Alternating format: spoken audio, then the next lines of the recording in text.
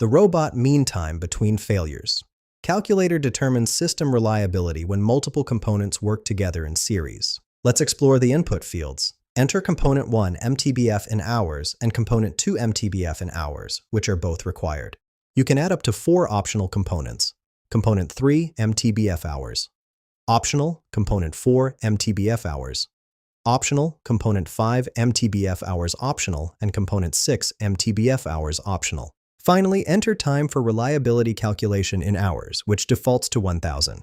For our example, I'll enter 10 hours for all 6 components and keep the time at 1000 hours. After clicking Calculate System MTBF, we get 4 critical results. The system MTBF equals 1.67 hours, meaning the entire system will likely fail every 1.67 hours on average. The system failure rate lambda shows 6,000 which is 0.6 failures per hour.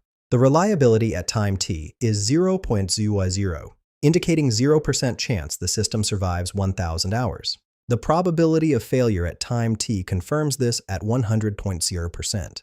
These results demonstrate how series systems with identical low reliability components create extremely unreliable systems overall. Find the link in the description below.